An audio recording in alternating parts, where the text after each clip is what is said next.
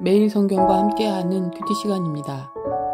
2025년 1월 24일 금요일, 오늘의 말씀은 여호수아 15장 20절로 63절입니다.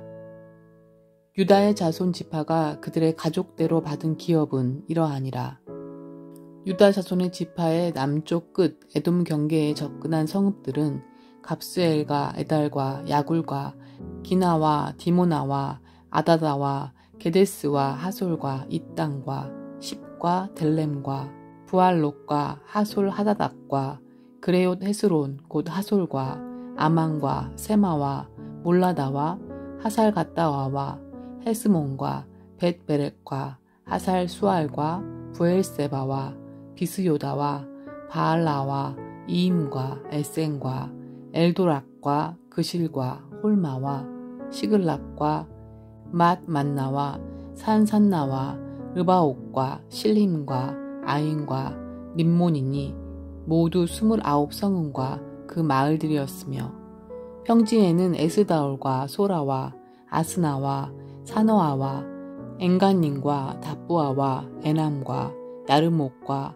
아둘람과 소고와 아세가와 사하라임과 아디다임과 그데라와 그데로다임이니 14성읍과 그 마을들이었으며, 스난과 하다사와 믹달각과 딜로안과 미스베와 욕두엘과 라기스와 보스각과 에글론과 갑봉과 라망과 기들리스와 그데롯과 벳다곤과 나아마와 막게다이니 16성읍과 그 마을들이었으며, 림나와 에델과 아산과 입다와 아스나와 느십과 그일라와 악십과 마레산이 9성읍과 그 마을들이었으며, 에글론과 그 촌락들과 그 마을들과 에글론에서부터 바다까지 아스돗 곁에 있는 모든 성읍과 그 마을들이었으며, 아스돗과 그 촌락들과 그 마을들과 가사와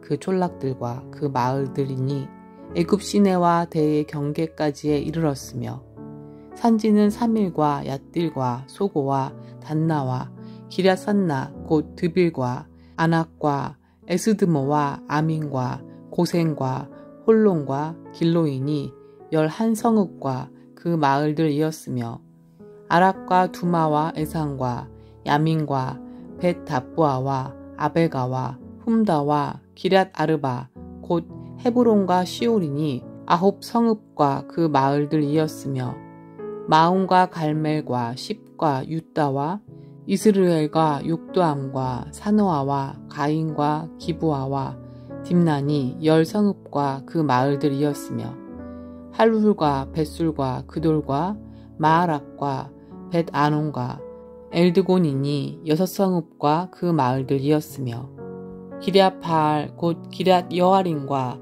라바인이 2성읍과 그 마을들이었으며, 광야에는 벳아라바와 밑딘과 스가가와 닙산과 소금성읍과 엔게딘이 6성읍과 그 마을들이었더라. 예루살렘 주민 여부스 족속을 유다 자손이 쫓아내지 못하였으므로 여부스 족속이 오늘까지 유다 자손과 함께 예루살렘에 거주하니라. 오늘 본문의 해설입니다. 유다 지파의 성읍들. 유다 지파가 분배받은 지역의 성읍과 마을이 나열됩니다. 그 중에는 블레셋 사람들의 성읍과 장차 다윗의 성이라 불릴 예루살렘도 있습니다. 21, 33, 48, 61절.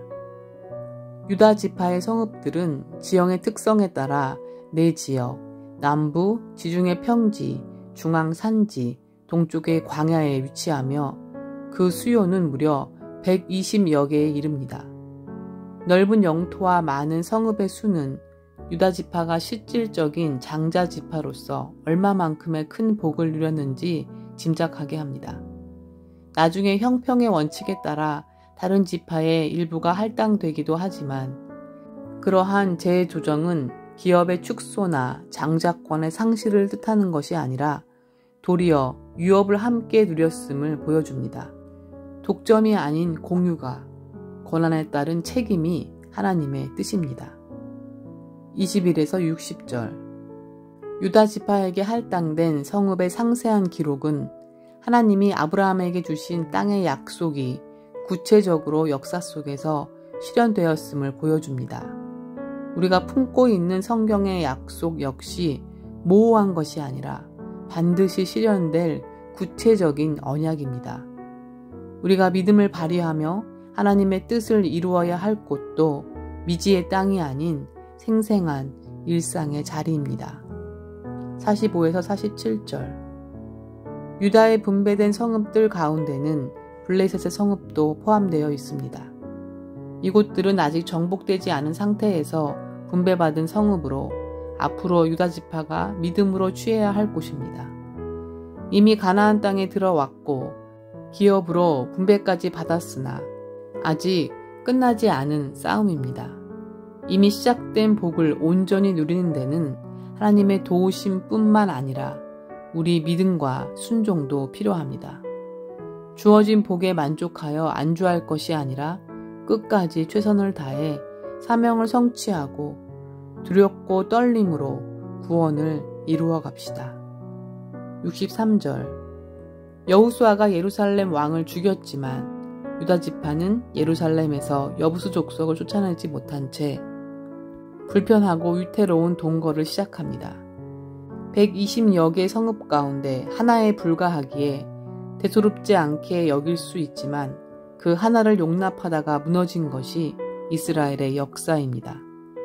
예외적인 것은 시간이 지나면서 당연시되고 고착화되다가 결국 패착이 됩니다. 내 삶에서 정복되지 않은 여부수성은 무엇입니까?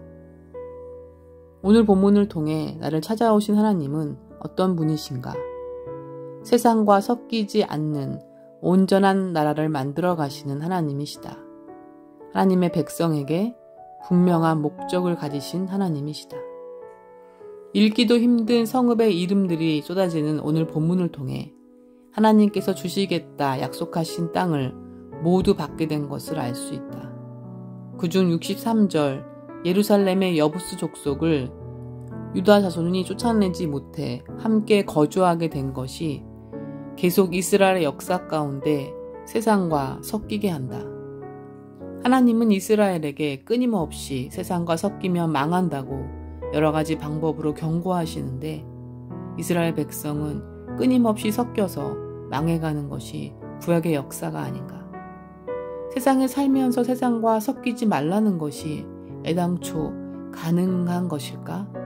그러나 하나님의 나라에는 하나님과 함께하는 복인 하나님의 법으로 통치되는 나라이기 때문에 그 법을 따르지 않는 자는 하나님의 온전한 백성이 아닌 것이다.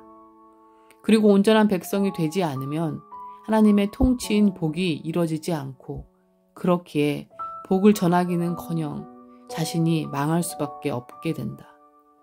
결국 63절에 쫓아내야 할 여부수 족속은 하나님의 통치를 인정하지 않는 것을 말하는 것이다. 주님, 하나님의 통치가 이루어지지 않는 내 삶의 영역들이 무엇인지 오늘 말씀 앞에서 정직히 찾을 수 있도록 도와주세요. 하나님의 통치가 나를 힘들고 손해보게 할 것 같다는 오해를 풀어가는 말씀 읽기가 되기를 간구드립니다. 하나님 나라, 하나님의 공동체를 향하신 마음과 목적을 함께 알아가는 공동체를 향한 소망이 희석되지 않기를 간구드립니다. 예수님의 이름으로 기도드렸습니다. 아멘. 우리는 또 말씀을 함께 묵상하는 길에서 다시 만나요.